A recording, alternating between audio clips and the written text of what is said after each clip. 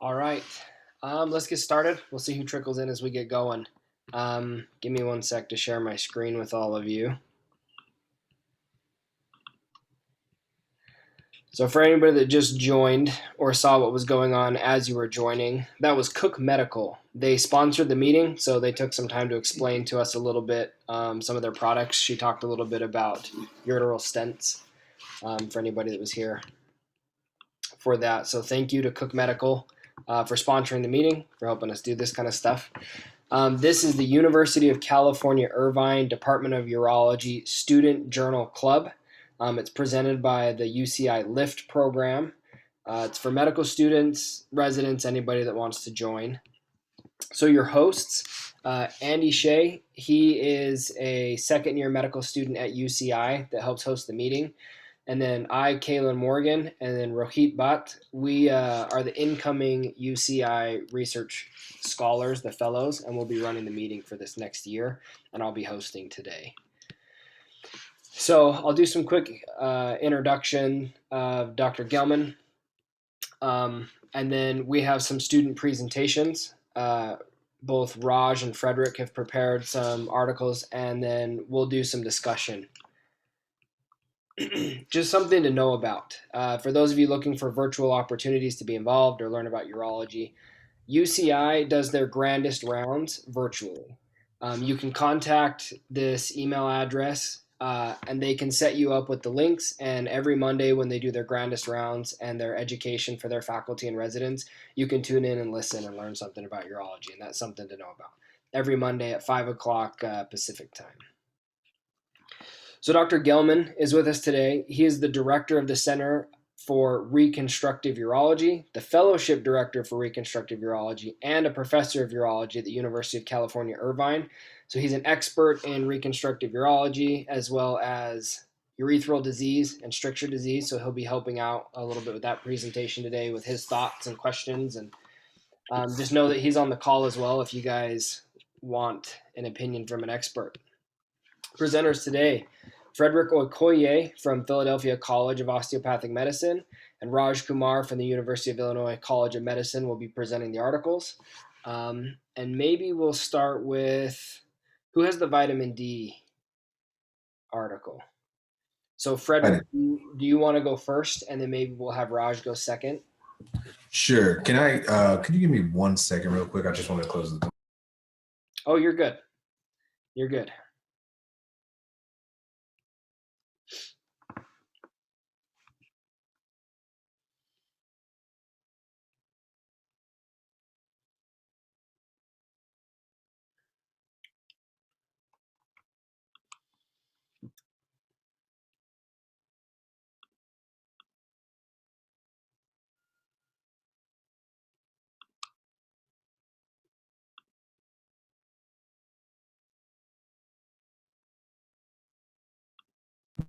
Sorry.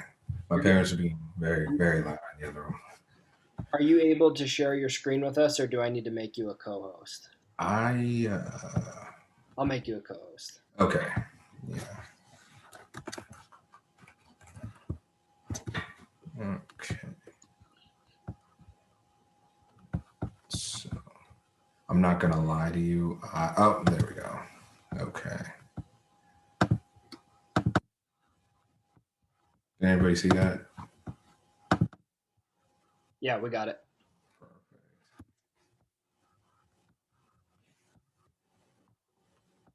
All right.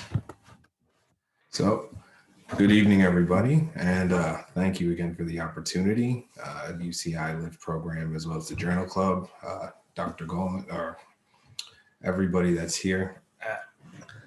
So, I'm presenting a paper on the systemic review and meta-analysis of the association between vitamin D status and lower urinary tract symptoms. My name is Fredrick Okoye, and I go to PCOM, Philadelphia College of Osteopathic Medicine. I'm a fourth-year medical student, and the authors of this paper are, and please forgive me, I will not say these correctly, Pen Gu Wen et al. This was published in the Journal of Urology in June 2021 as a meta-analysis, and So I'll just get right into it. So just a little bit of background information regarding lower urinary tract symptoms or LUTS. This is actually a general term and a non-specific term for symptoms that are characterized by storage, symptoms that are classified in relation to storage, voiding, and post-micturition. So these are typically in men associated with benign prostatic hyperplasia or just benign prostatic enlargement, which can lead to bladder outlet obstruction. However, there have been specific patients that are affected by the overactive bladder, which can cause this as well. And overactive bladder symptoms typically are associated with LUTS that are concerned with voiding, while BPH is, or pardon me, voiding LUTS symptoms are typically associated with overactive bladder. However, benign prostatic hyperplasia is typically associated with voiding symptoms. I think I said that correctly. In women, however, for this paper specifically, they were talking more about urinary incontinence, and this could lead to chronic urinary retention. And I just like this picture that I have up here, just regarding the different types of lower urinary tract symptoms that can be associated. And I'll just keep going forward to this. So this I pulled from the up-to-date site and management of lower urinary tract symptoms in men. I wasn't able to specifically find one regarding women. However, excuse me. Typically the basic management, I won't go through all of this, don't worry. Typically the basic management is a little bit less invasive, as the symptoms are not as bothersome. And however, when it is a complicated lower urinary tract symptoms with suspicions of, say, a possible malignancy or hematuria or different types of infections, neurogenic diseases, there's specialized management, which is this second picture. And I know it's a little bit small. I don't know how well it's coming out. However, that's when you can get into the more nitty gritty and the more detailed, what would I say, kind of prognosis and steps in management. So for the background of vitamin D, which is also 125 dihydrovitamin D and dihydroxy vitamin D, it's a fat soluble vitamin that is typically associated with musculoskeletal health. And although that calcium and bone homeostasis is typically what we associate vitamin D with, it has very expansive roles. Because there are vitamin D receptors found throughout the entire body and through almost any nucleated cell in the body, vitamin D is shown to have such a huge impact in our metabolic health. And different types of pathologies have been linked to vitamin D, including BPH as well as prostatic cancers. So subclinical vitamin D deficiency is associated with osteoporosis, increased risk of falls, and possible fractures. And the association, which is talked about in length in this article, really talks about vitamin D stores in aging individuals. And of course, individuals with higher concentrations of melanin typically have more difficulty absorbing vitamin D through the sun. So those melanated individuals are typically shown to have lower concentrations of vitamin D. And the box that I have circled in red, I thought was very important, because I'm one of those individuals that sometimes will not overlook, but kind of mix up terminologies in between insufficiency and deficiency. But the levels of 25 hydroxy vitamin D, which is typically measured to show how high or low your concentrations of vitamin D are in your body, this was just a very important aspect of the study and how vitamin D insufficiency was associated with different types of outcomes for patients. So now for the paper. There we go. So the paper, its introduction has a brief introduction of LUTS as abnormal organic or neurogenic causes affecting the bladder, prostate, and urethra. States that a very wide range between 15 to 60% of males greater than 40 years old and 16 to 53% of females can be affected with lower urinary tract symptoms. And associated with these is not only that discomfort, the sensation of not fully voiding, as well as possible dribbling of urine after you've finished going to the bathroom. There are also associated psychological, psychiatric problems, such as decreased sleep due to possible nocturia, depressed mood, and other psychiatric symptoms that could be associated with individuals with LUTS. And the introduction also states about the vitamin D, as well as the vitamin D receptors that are found in different organs throughout the pelvis, such as throughout the pelvis and the abdomen. And just because vitamin D receptors are found throughout the bladder, the pelvic floor muscles, as well as the prostate, there may be an association with a lack of vitamin D that can be affecting individuals. And 30 to 50% of people in some regions of the United States have vitamin D insufficiency, and that includes the northern latitudes such as Boston. I know I'm in the Northeast right now, currently in northern New Jersey, but these types of areas typically don't get as much sunlight, particularly in the winter months. And because of that, there can be higher incidence of vitamin D insufficiency in these areas. And this article in the introduction reported over up to 78% of older adults in the United States have vitamin D insufficiency, which was a bit shocking to me. But so the aim of this article was to systematically evaluate the relationship between vitamin D and lower urinary tract symptoms. And so, methods of this article. This is very much in the way.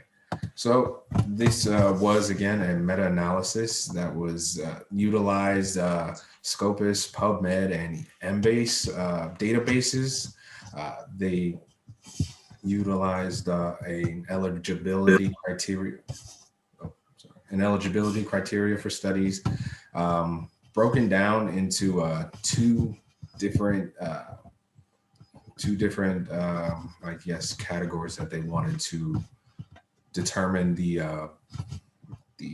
effect of vitamin D in the potential effect of vitamin D in LUTS, and that was vitamin D insufficiency or deficiency and LUTS, which was using cohort studies, case control studies, as well as cross-sectional studies, and vitamin D intake supplementation and LUTS, which used prospective cohort studies as well as randomized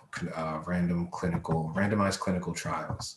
And I put the star on the randomized clinical trials because while they used a meta-analysis for the other different types of studies, they had to use a qualitative, they used qualitative summaries in description for the randomized clinical trials, which there were 4 of, because pooling the different variables was shown to be difficult and an actual limitation of the study. The biggest thing I was looking for, however, were the quality assessment and the statistical analyses of the data that was found. And they used the Newcastle Ottawa scale as well as the Cochrane collaborations tool for statistics as well. used chi-squared and inconsistency, random effects model, the sensitivity analysis, the Begg and Egger tests, and the subgroup analyses based on the study population, gender, LUTS type, and quality. So for the results, the N of the all 23 studies that were accepted into the meta-analysis was 86,332, a pretty robust study that included 4 randomized clinical trials, 7 cohort studies, 4 case control studies, and 8 cross-sectional studies. Of these 23 studies, they through different statistical analyses and quality assessment measures, deemed that 14 of these were high quality studies. And this, I just put a breakdown of these because I saw a lot of flow charts in the other presentations, so I kind of wanted to follow suit. And so in regards to vitamin D insufficiency and LUTS, there were cross-sectional studies as well as cohorts and case control studies to analyze the outcomes. And what was found was the risk effect of vitamin D insufficiency and LUTS had a increase of 11% in individuals with vitamin D insufficiency, vitamin D insufficiency and LUTS was associated with an 11% increase. And however, there was a sensitivity analysis that excluded 2 of these studies, and it didn't affect the, it didn't create a statistically significant or a significant difference in the odds ratio. So that was reassuring that the data seemed to be consistent with vitamin D insufficiency being associated with an increased risk of LUTS.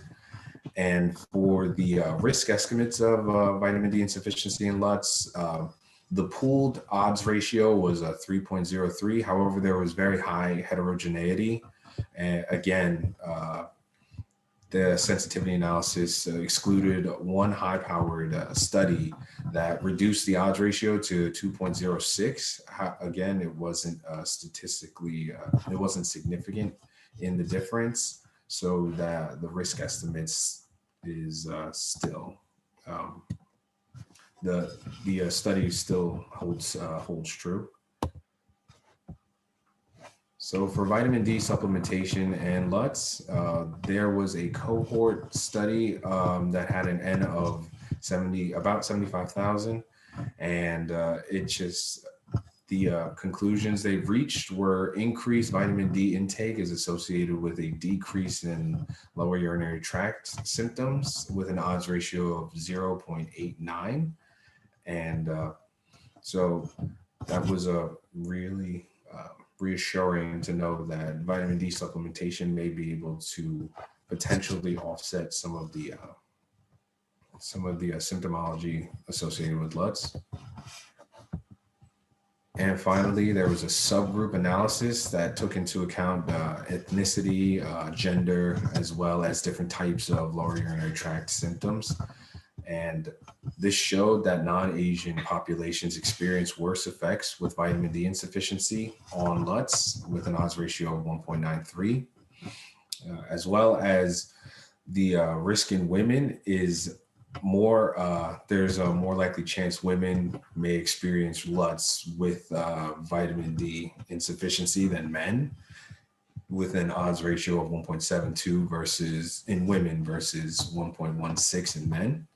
And the different types of lower urinary tracts, the lower urinary tract symptom types, as showed that vitamin D insufficiency shows risk in urinary incontinence with an odds ratio of 1.229, and others, which were the other types of LUTS, with an odds ratio of 1.60. And they weren't particularly specific about the other symptoms. So just move forward from that. So regarding the discussion, This was the first comprehensive quantitative summary of the relationship between vitamin D status and lower urinary tract symptoms in both men and women. The risk estimate showed that vitamin D insufficiency was associated with a 1.37 to 2.06 fold increase in likelihood of having lower urinary tract symptoms. And those patients with LUTS had significantly lower vitamin D levels versus control groups in case control studies. The vitamin D supplementation was associated with an 11% decrease in lower urinary LUTS for the general population.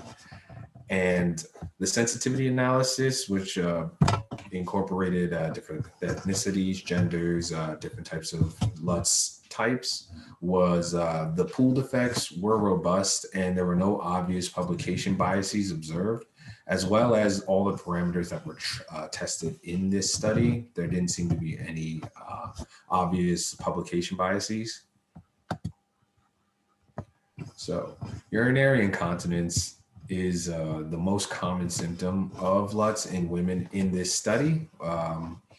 And the risk estimate between UI and vitamin D insufficiency is significant. Non-Asians seem to be more prone to develop LUTS with vitamin D insufficiency, and the risk effect after excluding low quality studies remained promising in cohort and case control studies. And because of the sensitivity analyses and the different types of quality assessment measures that were taken for this study, the pooled effect changed little with cross-sectional studies as well in terms of quality. So this was really reassuring that this the observations that were made were pretty legitimate. So limitations of this study, there were quite a few because of the variability in factors such as race, sun exposure, and study sites. There was a difficulty of considering various confounding factors affecting vitamin D and LUTS. So that was something that they spoke about very briefly at the end of the discussion. However, it was definitely something that would need to be assessed further. There was substantial heterogeneity between the studies, and so that would actually be the randomized controlled randomized clinical trials that I mentioned prior, because there was such a difficulty to pool outcomes of the respective studies. They had to, again, put out the qualitative summaries of each of those individual trials. And instead of being able to do an analysis of those, however, the conclusions of those analyses were similar, there was no calculation of, there was no quantitative assessment of those together. And only for, so few studies were available, few studies provided available data on LUTS subtypes, although there are many different types of many different types of LUTS. As the introduction photo I had of that circle with a bunch of arrows going out, those are all different types of LUTS symptoms. Because there was no consistency with how that would be analyzed, the vastness of LUTS and how it can present in patients and how it differently presents in different types of patients was not able to be accurately quantified, or not accurately, consistently quantified. And that was a limitation that I saw as well in this study. So the conclusion for this, people with LUTS had lower vitamin D levels compared with the control groups. Vitamin D insufficiency conferred a significant risk of developing LUTS. and vitamin D supplementation showed promising roles in alleviating LUTS. So special thanks to Dr. Gelman, UCI Lift Program, the Journal Club, as well as Kaylin, Rahit, and Andrew. Thank you guys so much. And if there's any questions. Thanks, Frederick. That was fantastic. I'll leave it for a minute to see if anyone has questions, and if not, I have a couple of comments slash maybe questions about the study that could spark a little discussion. And then in about 5-ish minutes, we'll pass the time over to Raj.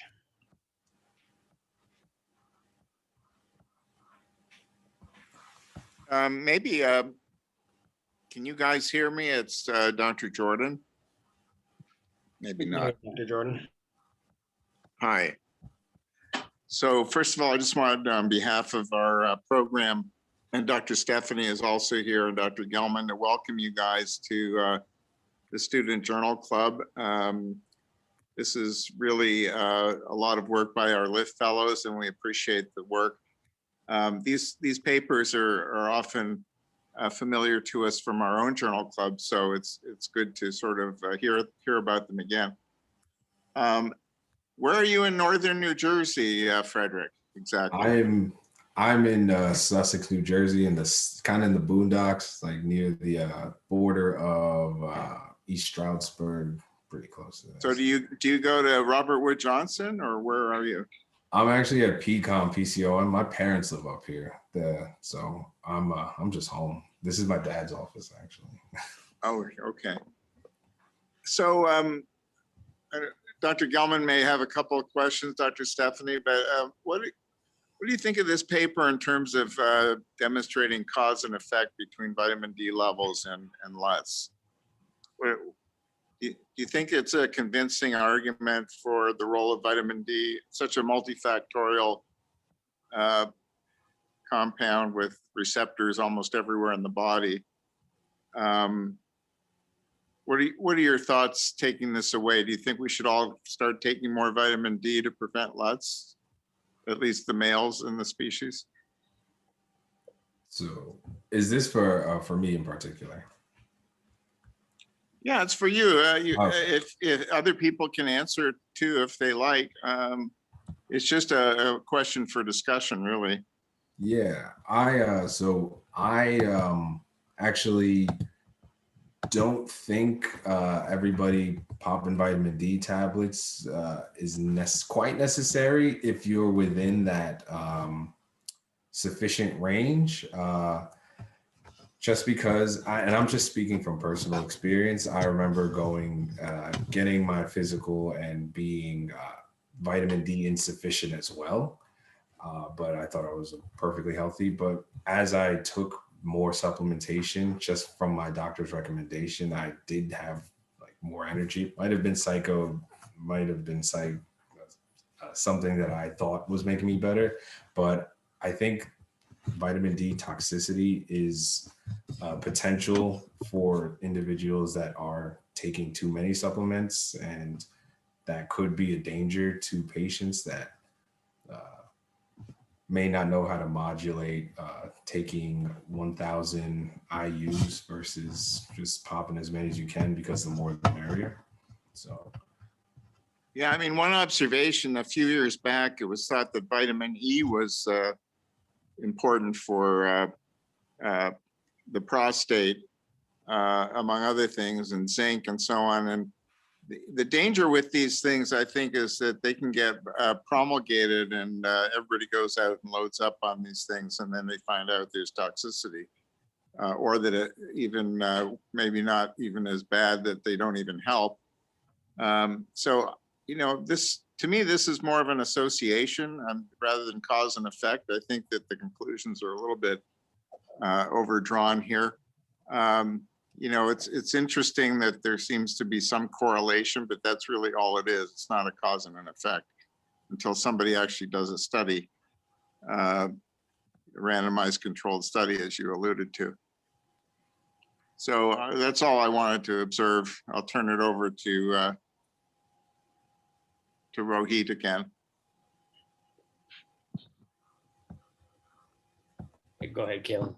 I'll one thing that I did notice from the study, so I just found it interesting. They found an 11% reduction in symptoms in those that were supplementing with it, but a twofold increase in symptoms with those with a deficiency. That just, and it doesn't have a dose dependent response, meaning they didn't analyze someone's vitamin D levels compared to their level of symptoms. And they didn't deal anything with the etiology of the symptoms. There's several conditions that can lead to your lower urinary tract symptoms. So I think what Dr. Gelman said, or what Dr. Jordan said, really should be important for us to remember. Just because there's an association doesn't mean we should all load up on something. So there is an association between the two, but with these population-sized studies where they're have 75,000 patients involved, you can get a statistical significance that may or may not be clinically significant at all.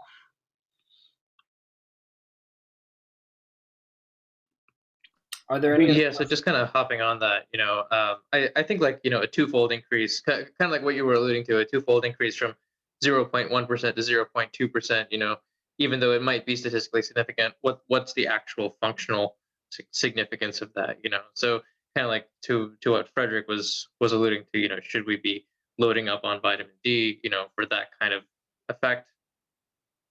Probably not. If we want to talk about if we're in that subclinical range and we're doing it for, the osteoporosis, for the osteopenia, I think there might be something to be said for that. And if we happen to experience the other benefits with regard to LUTS, I think there's something to be said for that. But, should we do that for that kind of minimal clinical significance? Probably not so much, I think. And even if it were significant, even if we were to say 11, a patient has an 11% decrease in symptoms, if you're peeing 9 times a day and now you pee 8, you really don't notice the difference. There's a practicality to these studies. Once you actually get down to even the randomized controlled trials where you can make recommendations to patients, you still have to figure out how big of a difference is this going to make in their life for the costs that they're going to put out to take a medication or do a treatment. Just to even piggyback off of that, I think the study got so much, the conclusions were drawn so boldly because of the amount of statistical comparison as well as all the quality assessment that they did, because the results were consistently they still were significant, and even when they excluded the more high-powered studies, the fact that they were, these are still significant results. So this can be true. I guess that's kind of where I feel they drew the conclusions. Like, no, this vitamin D for everybody. But again, like Dr. Jordan just stated, because it's kind of association. You can't just draw on that conclusion. Well, thank you, Fredrick. That was a fantastic presentation. We appreciate the effort you put into it. I think now we'll pass the time to Raj. We'll let him give his presentation. We'll do a discussion, and then if we go a little bit over, that's okay for those that want to stay. But if people need to take off right at 8 o'clock, we understand as well. But we'll let Raj take it. All right, sounds good. Let me see if I can't share my screen. All right, can everyone see? Yeah, someone give me a thumbs up. All right. Okay. Let's see. All right, so caveat, talking about this in front of Dr. Gelman, in front of experts, very nerve-wracking, very starstruck. So if I do say something wrong, please correct me.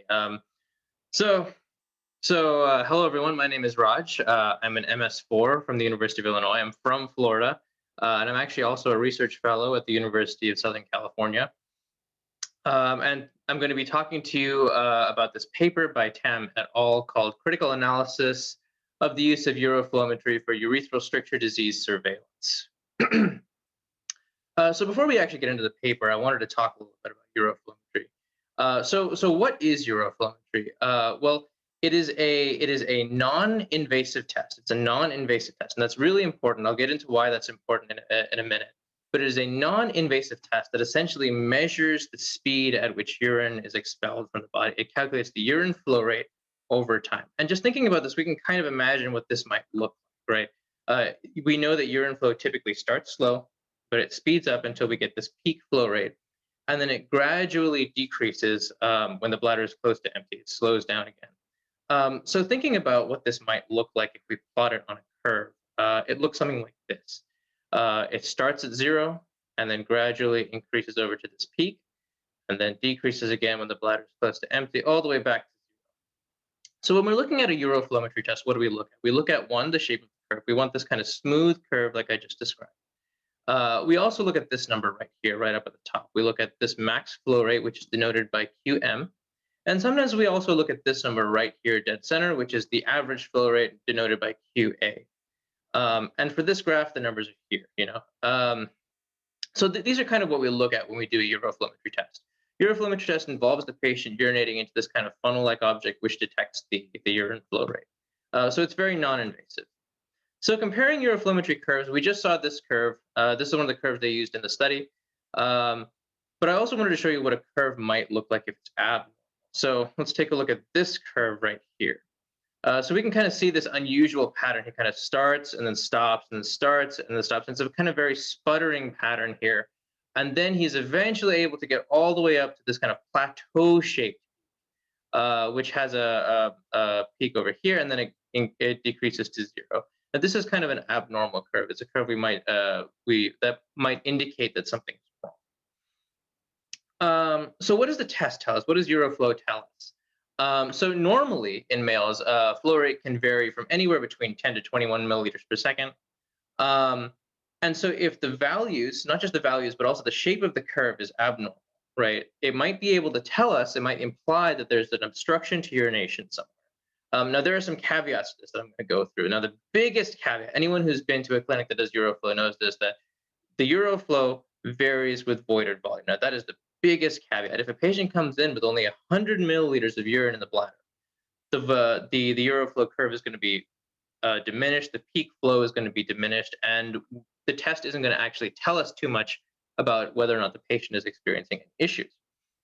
Now, I pulled these values from the Indian Journal of Urology, so the patients who participated in the study might not necessarily be representative of the global population.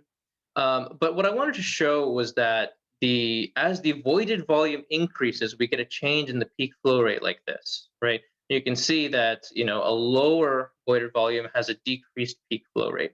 So that's something to consider. Another caveat of Uroflow is that it varies with age. And this kind of makes sense if you think about it. I pulled these numbers from the same study in the Indian Journal of Urology. So you can see kind of as age increases, peak flow rate decreases. And that makes sense. As the muscles in the bladder kind of decrease, you're not able to expel urine with the same amount of force. You get a decreased peak flow rate. And finally, another caveat that also makes sense if you think about it is that if you strain the bladder, if you strain the abdomen, you might be able to change the results of the uroflow. So if there is an obstruction, kind of by forcing urine out, you're able to overcome an obstruction, a stricture, or something like that. And so to combat this, when a patient does a uroflow, we tell them, just go like you normally would, so that we have results that pertain to you and any issues that you have. Now, with this, one thing to know is that cystoscopy is the gold standard when checking for a stricture. And that makes sense if you think about it, right? If you have a stricture and you put a cystoscope in and it's not able to advance any further, we know you have a stricture. We see the stricture. So if there is a stricture and you do a scope, we'll be able to tell. And conversely, and perhaps just as important, if you don't have a stricture and we put a scope in, we will be able to tell that there isn't a stricture. So right before we get into the paper, I wanna talk about this, the goal of uroflowmetry. Now, the paper doesn't actually talk about this, but it's heavily implied, it's heavily hinted at, and I think in urology, it's just one of those things that we take for granted. But I wanted to talk about the goal of uroflowmetry, and that is, one, to minimize cystoscopies. Now, why is that important? Now, I touched on this earlier, but uroflow is a non-invasive test. Cystoscopy isn't particularly invasive, but it is much more invasive than uroflowmetry. The trauma caused by a cystoscopy can cause scar tissue, and it can, in and of itself, cause a stricture. So Uroflow doesn't do that because it's non-invasive. And so the idea of Uroflow, one of the goals of Uroflow, is to minimize cystoscopy, so we might be able to minimize that trauma. But the other goal is we still want to catch every stricture that occurs. So think about it. I mentioned that cystoscopy is the gold standard. If we use a cystoscopy, we catch every stricture, but at the same time, the trade-off is we might cause trauma. With Uroflow, we don't cause trauma, but if we misanalyze the numbers, if we misanalyze the shape of the curve, or if the Uroflow test isn't good enough, we might actually miss strictures. So there are trade-offs to each one, and that's why we need to keep this goal in mind, this trade-off.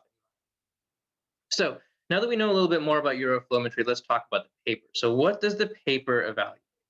The paper evaluates how well Uroflometry values test for urethral stricture recurrence. And I'm going to talk about this for a section. What is urethral stricture recurrence? So essentially, a patient comes into the clinic with a stricture. They have a procedure to remove the stricture, and then they come back to test for whether or not the stricture recurred. They get a Uroflow and they get a cystoscopy. So that's what urethral stricture recurrence means. And we're testing how well Uroflow evaluates for that recurrence. We use 3 values. The study uses 3 values. They use peak flow, they use average flow, and they use this new value that hasn't actually been tested too much in the literature. That is peak flow minus average flow. And they have 2 hypotheses. The first hypothesis is that compared to cystoscopy, Uroflometry will have a high, not a higher, but a high screening sensitivity and specificity. And their second hypothesis is that the sensitivity and specificity of Uroflow is lower in older patients. So who qualified for the study? This is the patient population. They started with 1,181 men from the TERNS database. And I really like that they actually explicitly stated this, but the data is prospectively collected, but retrospectively reviewed. So that means that the study itself is retrospective, but even though the database is maintained prospectively. So the fact that it's retrospective is a limitation. We'll talk about limitations later. They excluded men who didn't have a post-op cystoscopy. They excluded men who didn't have a same-day Uroflow. Well, if the study was poor, so if the voided volume was less than 150 mils, they excluded those. And finally, a total of 323 men qualified for the study. How was the data analyzed? Pretty straightforward. They divided them into 2 groups. If the stricture recurred, the patient was put into one group. And if the operation was successful, that is to say, if the stricture did not recur, they were put into a different group. Each patient was given a Uroflow, and the Uroflow values were analyzed to see if they predicted a stricture or they did not predict a stricture. And then a t-test was done for each group. And so the data was analyzed based on specific cutoffs for the Uroflow. So I have a list of all the specific Uroflow test cutoffs that they used here, but 3 that I wanted to highlight are 3 that are kind of generally used colloquially by word of mouth in urology. So there's one group of urologists that kind of says, okay, if the peak flow is less than 10 mils per second, I will scope every patient who has this value, peak flow of less than 10 mils per second. There's another group of urologists that says, no, that's too low. You're not going to catch every stricture. I'm going to scope everyone with less than 15 mils per second. And you can imagine that they'll probably do a few more unnecessary cystoscopies, but they'll probably catch more strictures, right? Because the cutoff is a little higher. And there are some urologists that say, well, no, I think that peak flow is different per individual. So what I'm going to do is I'm going to give them a Uroflow while they have the stricture and then a Uroflow today in the clinic. And if the difference between the 2 is less than 10, then I'll scope them. They actually did several more cutoffs, but these are the 3 that kind of say are kind of generally used in urology. And so they specifically wanted to test these 3, but they did a whole battery of cutoffs. And they ran each test for 2 groups between ages less than or equal to 40 and greater than 40, so 2 age groups. So what did the study find? Interestingly enough, the study found that Uroflow did not have a high enough sensitivity or specificity to be a good screening test. Now, here's the actual data table that they had. It's very big and it's large and specific for each different cutoff. If you want to take a look at the individual values, I highly recommend you take a look at the paper and take a look at how the changing the cutoffs affects the sensitivity, specificity, and positive and negative predictive values. I went ahead and I took those 3 values that we looked at before, and I got the sensitivity and specificity for each here. So you can kind of see, I was terrible at biostats, but screening tests typically want a higher sensitivity. That means the test is more likely to give a false positive, and in exchange, you will catch more of the issue, more of the problem, right? So you can see that as the cutoff increases from 10 milliliters per second to 15 milliliters per second, the sensitivity increases. So we're catching more strictures, but the specificity decreases, right? So that means that we are performing more unnecessary cystoscopies, and in exchange, we are catching more strictures. But still, since the sensitivity is so low, that means that it's not a particularly good screening test. And here, the other one, the delta Q, the difference in peak flow of less than 10, it still doesn't have a particularly great sensitivity. It's 81% sensitivity. So not particularly great for a screening test. But that doesn't mean that Uroflow has no utility. It can be useful when combined with other studies. The study did also find that Uroflow was somewhat better at screening younger patients. And they found that the novel value, the peak flow minus the average, was similar to peak flow in terms of sensitivity and specificity when you're checking for stricture recurrence. The authors actually put it in a really, really easy to understand way. They said that 154 fewer cystoscopies would have been performed, but 10 strictures would have been missed. So limitations of the study, I did go through one before. It's a retrospective study, and that means that the power of the study is kind of diminished. They also defined a stricture in the following. They said that a stricture was defined as an inability to advance a 17 French catheter further with minimal force. And if you think about it, this is a very objective definition. It's an objective diameter, a 17 French catheter. And they're saying if you can't push that in further, then that means that there's probably a stricture. But if you think about it, that's an objective definition, and the functional impairment might be nothing at all. The patient might see no impairment despite meeting this objective definition. They might be going about their activities of daily life as normal, not even knowing that they have a stricture. So this is one of the potential limitations of the study. The degree of the stricture wasn't tested for. We kind of know that stronger strictures result in weaker flows. And if they had tested for this, they might have been able to analyze more utility of Uroflow and what they might be able to do with lower values of peak flow. And they also mentioned that one of the limitations of the study was that men with inadequate studies were excluded. And because of this, they actually lost a lot of the data that they might have been able to otherwise. All right. And so with that, here is a picture of me with a deer, and I will open up the floor for questions. I have a question about the inadequate studies. What does that mean when they say they excluded them for an inadequate study? So they had a set of criteria. One was that the voided volume was less than 150, and I kind of mentioned that before. If the voided volume is too low, we know that the Uroflow results are not particularly adequate. But still, because it was a database maintained with objective criteria, they still had that data in there. But you have to have a cutoff. If the voided volume is too low, then we'll exclude that. One of the criteria was, I think, the shape of the curve. If the shape of the curve was something, they also excluded it. I didn't particularly fully understand the author's criteria for that, but I think that they also looked at the shape of the curve. I see Dr. Gelman saying something. What's that? I thought you said something. Oh, no. Oh, okay. Did that answer your question, Kalen?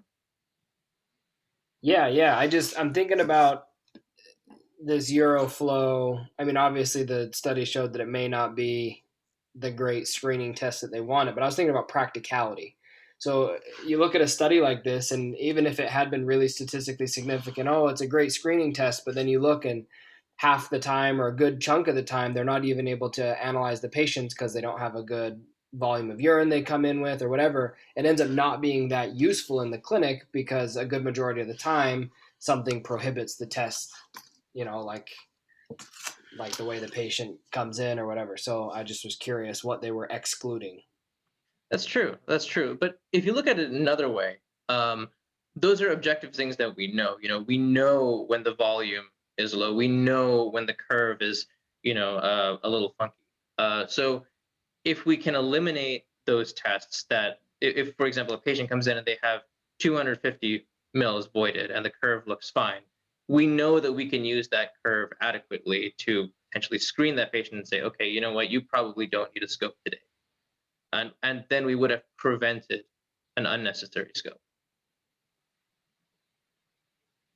A couple comments. If you look with the scope is a size 16, and a normal urethra is 24 at the tip and 30 everywhere else. If you're just looking within the urethra and not advancing it through sphincters in the prostate and the bladder, and you use lubrication, and you can see when you're advancing the scope, the chance of really causing a stricture with a flexible scope is close to, if not zero. To really traumatize the urethra, I've never had it happen in 3,000 plus cystoscopies where I can think, oh boy, I really caused that problem. It just doesn't happen. But it is not totally non-invasive like a Uroflow. There could be additional expense associated sometime, and so there are issues involved that are negatives. But looking at the urethra itself takes literally less than 10 seconds. You can advance a scope enough to know the urethra is okay. When you reach the sphincter, you know you're past anything that would be a recurrence. Now, there's a bigger picture going on here with this study than when you just look at the actual data. If you look historically, a lot of people who do urethral surgery, at least my mentor and several others, have always wanted to look with the scope to know the result, to see if the lumen is adequate. And that's something I've done my entire career. I've made a big effort to look because I really want to know the result. If the urethra is narrow, I want to be able to know that before there can be perhaps bladder damage, for example. Academically, I would not want to publish something unless I can really be sure of my results, especially if I'm trying to say a certain technique is better than a different technique, because that influences what people do. Which technique is best depends on the result. So a lot of other authors, though, will get things in the literature saying that the flow rate, they chose to define success as a flow rate greater than 10. Well, if I choose success as wide open months later by looking with the scope, and they chose a success rate of, if at least it's the size 10 and they didn't need other things to be done, they're going to have a higher success rate, perhaps, because they have a low threshold of what's a success. So I think the authors were probably seeing that this was being done a lot, and they wanted to have good reason to suggest, hey, that's not a good way to say your technique is all that successful by just setting a low bar of a Uroflow. But if you look at your level of training, you know, what you want to do is use this paper as an example of how you look at literature. Now, especially literature that tries to say how successful something is. And people naturally want to say, especially if they're the surgeon, especially if it's their own technique, they of course have a natural tendency to want to suggest that their skill and their technique is associated with a very high success rate, perhaps better than other things. So when you're looking at that and trying to make sure if that's really true or not, you really want to look at the methods section of a paper. You want to look at that section and see how they define success. And there's more to it than that. For example, if you operate on 100 people and you say success is, follow-up was an average of so many months. And this was, and maybe there is and maybe there's not a follow-up protocol. And they can say that success was defined as absence of symptoms. Well, what does that mean? Validated symptom scores, just saying they didn't have symptoms, how's that determined, at what intervals it is determined. And then they can say, 90% of our patients had flow rates of this or didn't have symptoms, and that was our success rate. But what percentage of those patients actually had follow-up, did it say? You know, some people will say no news is good news, especially in other countries where they don't have the resources to do follow-up. Poor countries or countries that don't have, or even universities that don't have research coordinators that spend their time tracking down patients and getting them back and filling out databases. You know, so a lot of people have published a lot of papers that have done some harm, I think, suggesting that what they did was successful. A lot of people did internal incisions and dilations of the urethra years ago, and maybe at some point today. And they have such a low threshold of success, they give people the impression that doing these procedures has a reasonable success rate, when really it's close to zero when it's done repeatedly, if you look at the certain more strict definitions of success. So I think an important point of this paper is in general is when you're looking at literature, look at especially the type of paper that suggests something has a certain success rate. Pay very close attention to the methods section. When I review papers, if the methods section doesn't make sense, I really don't want to spend my time spending too much time reading the introduction and the discussion and the results. I would tend to reject the paper if there's a problem with how they define their success, or if they didn't have a protocol that they mentioned. So those are my thoughts on this particular paper.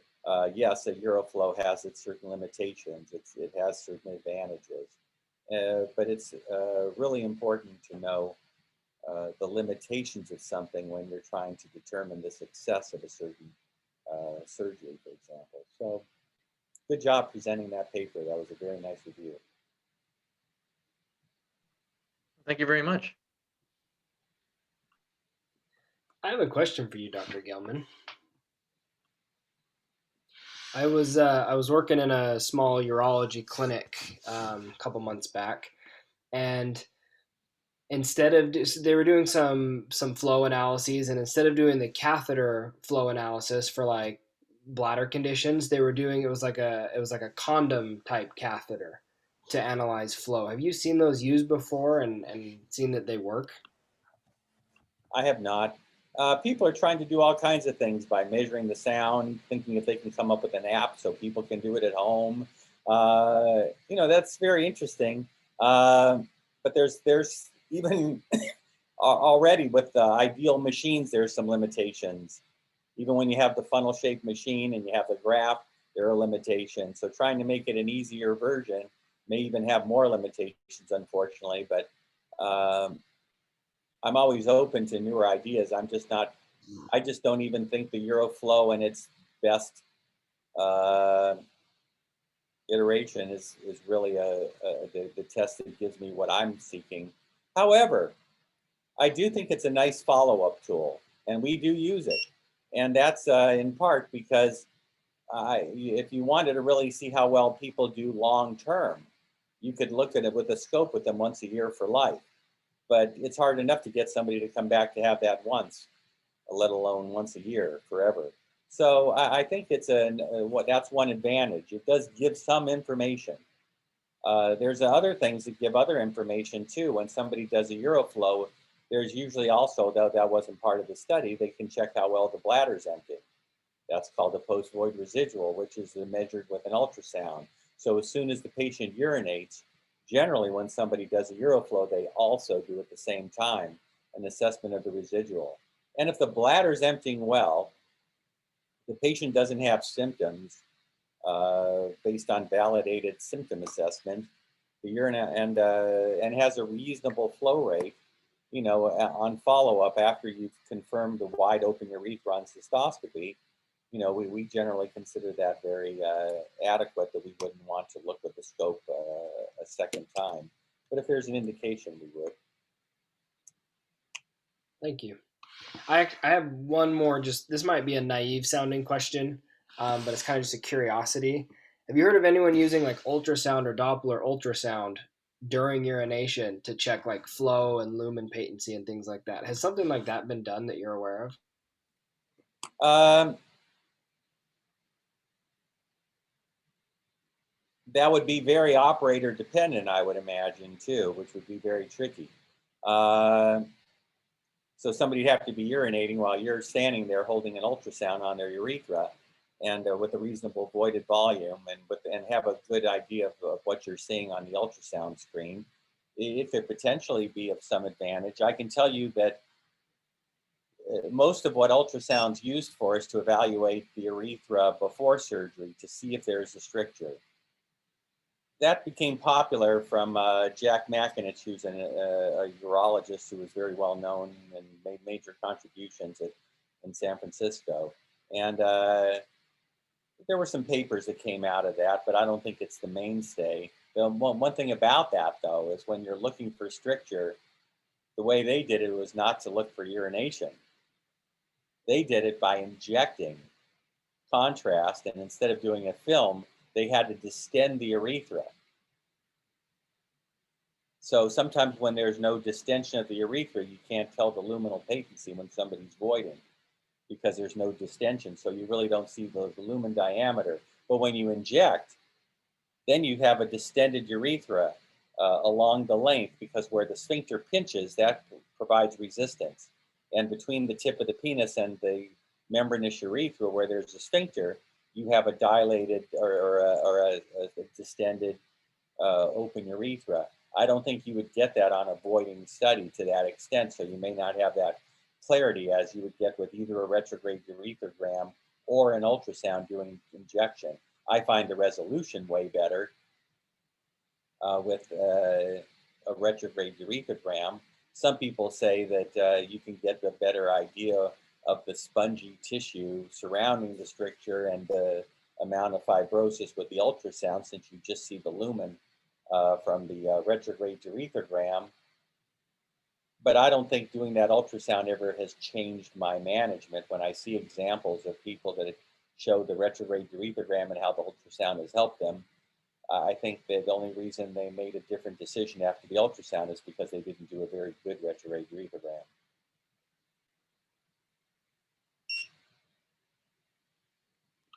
Well, thank you. Are there any other questions or comments from students that are attending or physicians that have joined?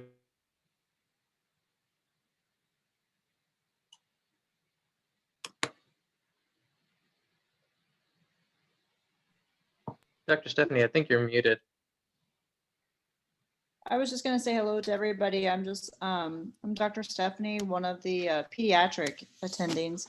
And so we do a lot of Uroflow as well with a lot of patients who have hypospadias. And I don't take a whole lot of stock in them because I think a lot of times we look a lot at the curve as well in the Uroflow. And I think after they've had, especially a lot of these kids who've had extensive repairs and things like that, before we get to pass them on to Dr. Gelman, I think some of their curves are not, they can kind of be depressing, so to speak. So after they've had a lot of extensive surgeries as well, but it's a measure that they can do quickly, and can give you some information, but just to be wary of that too, with the flow, the shape of the curve and everything like that too. But welcome to the new Lift Fellows, and soon to be goodbye to the other guys about to bust out of here. But this is great. So looking forward to next month as well. Well, thank you. I think we'll wrap it up here. Thanks, Fredrick and Raj. Those are great presentations. You guys have wonderful. Thanks to Dr. Gelman, Dr. Jordan, and Dr. Stephany for joining, and the students that came. So you guys have a fantastic night, and we'll see you next month. Thank you. Thanks a lot.